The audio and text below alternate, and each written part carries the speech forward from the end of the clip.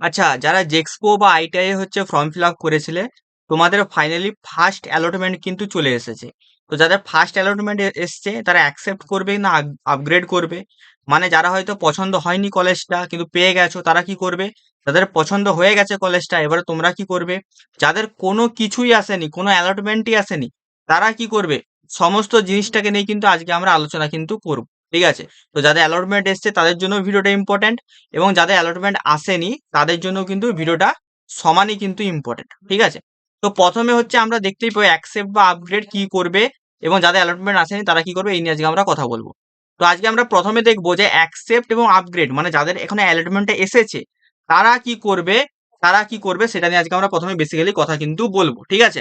তো তার আগে বলে দিই, যারা এখনো না আমাদের হোয়াটসঅ্যাপ গ্রুপে জয়েন করনি, টেলিগ্রাম চ্যানেলে জয়েন করনি, তোমাদের রেসপেক্টিভ হোয়াটসঅ্যাপ গ্রুপ আছে, তো যে ওইখানে কিন্তু যে জয়েন কিন্তু করে যাবে। ঠিক আছে? আমাদের যে জেক্সপো যে দ্বিতীয় গ্রুপটা আছে, গ্রুপ 2, সেই গ্রুপ 2 তে কিন্তু সবাই যে জয়েন করবে, কারণ গ্রুপ 1টা কিন্তু আমাদের ফুল হয়ে গেছে। ঠিক আছে? এবারে দেখো আমাদের কিন্তু এখানে যাদের অ্যালটমেন্ট এসেছে, ঠিক আছে, যাদের অ্যালটমেন্ট এসেছে, প্রথমে এদের নিয়ে কথা বলবো, দেন যাদের অ্যালটমেন্ট আসেনি তারপর তাদের নিয়ে কথা বলবো।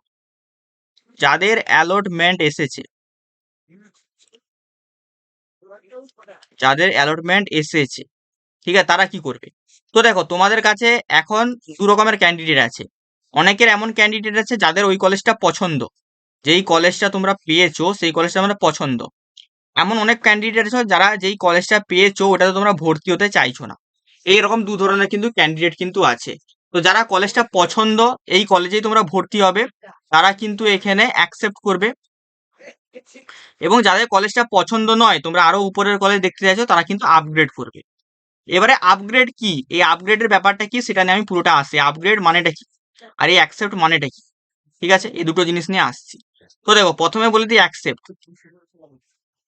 অ্যাকসেপ্ট করে যখন তুমি পেমেন্ট করবে, আমি করেও দেখাবো, ঠিক আছে, চিন্তা নেই, আজকে পুরো ভিডিওটা তোমরা দেখো, পুরো ভিডিওটা দেখলে তোমাদের পুরো জিনিসটা ক্লিয়ার হয়ে যাবে।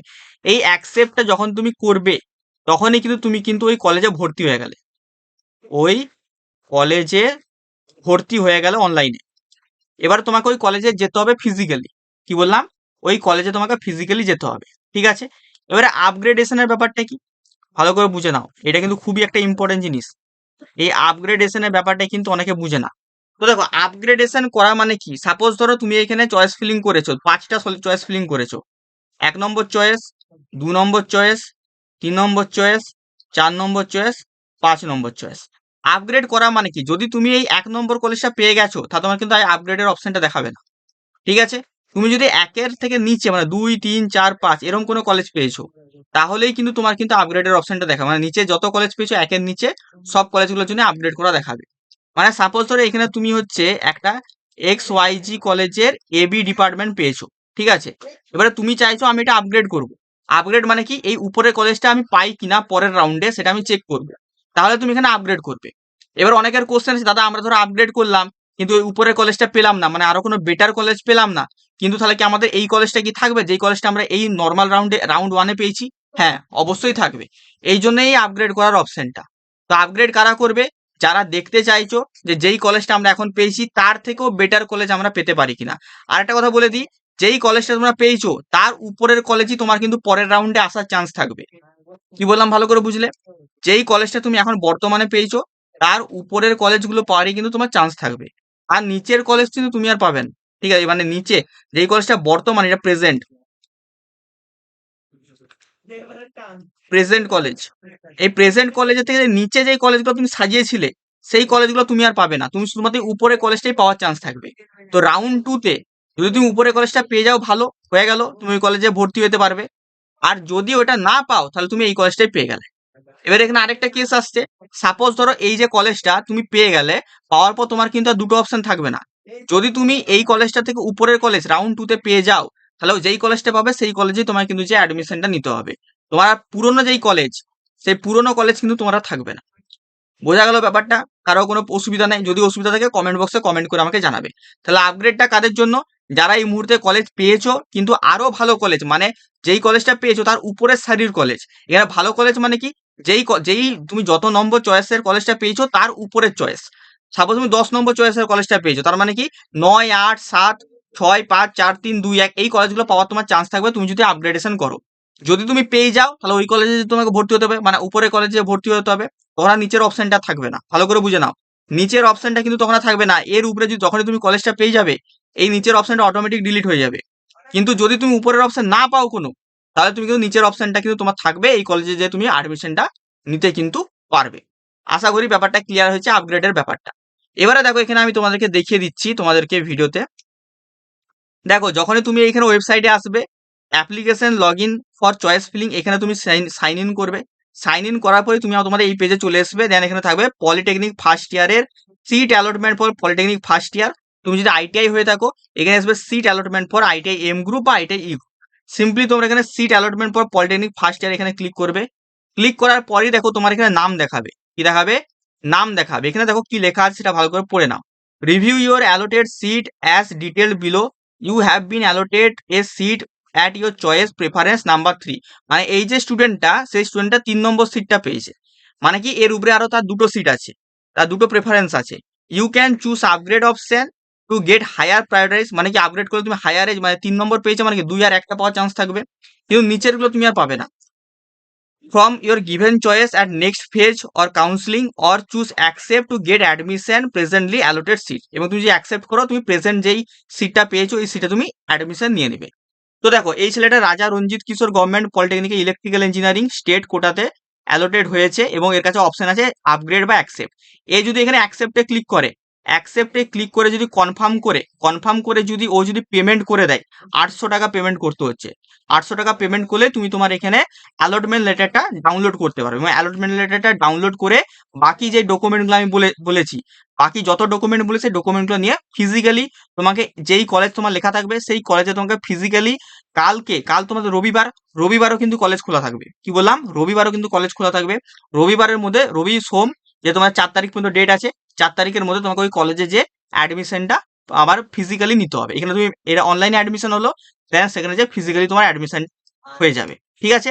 এবার তুমি যদি দেখতে চাইছো আমি এখন 3 নম্বর সিটটা পেয়েছি, আমি আরো আগে চয়েস ফিলিং এ দুটা ভরেছিলাম, সে দুটো আমি পেতে পারি কি পেতে পারি না, তাহলে তোমাকে এই আপগ্রেডে ক্লিক কিন্তু করতে হবে। এখানে আপগ্রেডে ক্লিক করার পর কনফার্ম আপগ্রেড যখন তুমি করবে তখন তোমাকে এখানে 1000 টাকা পেমেন্ট করতে হবে। পেমেন্ট যখন তুমি করে নেবে তোমার অটো আপগ্রেডেশনটা কমপ্লিট কিন্তু হয়ে যাবে। মানে 1000 টাকা দিয়ে তুমি এখানে অটো আপগ্রেডেশনটা করলে। আপগ্রেডেশনটা করলে কি হলো? আপগ্রেডেশনটা করলে তোমার যেই যে সিটটা তুমি পেয়েছো এই সিটটা তোমার ধরা থাকলো এবং তুমি পরের রাউন্ডে দেখতে পাবে তুমি এর থেকেও বেটার কলেজ পাও কি পাও না তোমার এই র্যাঙ্কে। ঠিক আছে? মানে দেখতেই পাচ্ছ 20,000 র্যাঙ্কে পেয়ে গেছে। তো এই হচ্ছে আপগ্রেডেশনের ফান্ডা। আপগ্রেডেশন করলে কিন্তু পরে এই যে ধরো আপগ্রেডেশনটা করলো, তো 3 নম্বরে কলেজটা আছে, সাপোজ ধরো এই 2 নম্বরে কলেজটা পেয়ে গেল, তার মানে কখন 2 নম্বরেই কিন্তু অ্যাডমিশনটা নিতে হবে, তখন কিন্তু এর কাছে 3 নম্বরের অপশনটা থাকবে না, তখন 3 নম্বরটা অটোমেটিক ডিলিট হয়ে যাবে। কিন্তু যদি এ 3-এর উপরে 1 বা 2 নম্বর না পায় তাহলে কিন্তু এ 3টা কিন্তু এ ধরা থাকলো, 3-এ যেয়ে কিন্তু অ্যাডমিশন নিতে পারবে সেকেন্ড কাউন্সিলিং এর সময়। ঠিক আছে? ক্লিয়ার? যারা হচ্ছে অ্যালটমেন্ট পেয়েছো, যারা ভর্তি হতে চাইছো ওই কলেজে তাদেরটাও বলে দিলাম, তারা অ্যাকসেপ্ট করে ভর্তি হয়ে যাবে। যারা ভর্তি হতে চাইছো না, তোমরা আরো উপরের দিকের কলেজ চাইছো, যে তোমরা যে প্রেফারেন্সটা ভরেছিলে তার উপরের কলেজগুলো তোমরা দেখতে চাইছো যে ওই কলেজগুলো যদি আমরা পাই আমাদের আরো বেটার হয়, তারা আপগ্রেডেশন করবে। কিন্তু আপগ্রেড করলে যদি উপরে কলেজ পেয়ে যাও এই কলেজটা তোমরা থাকবে না, এই কলেজটা তোমরা চলে যাবে, উপরে কলেজটা তোমাদেরকে অ্যাডমিশন কিন্তু নিতে হবে। ঠিক আছে? ব্যাপার ক্লিয়ার সবাইকার? এবারে আসছি যারা অ্যালটমেন্ট পাইনি। যারা অ্যালটমেন্ট পাইনি এদের সংখ্যাটা একটু বেশি, আইটিআই বা ডিপ্লোমা সবার জন্য বা পলিটেকনিক সবার জন্য। তো তোমরা কি করবে?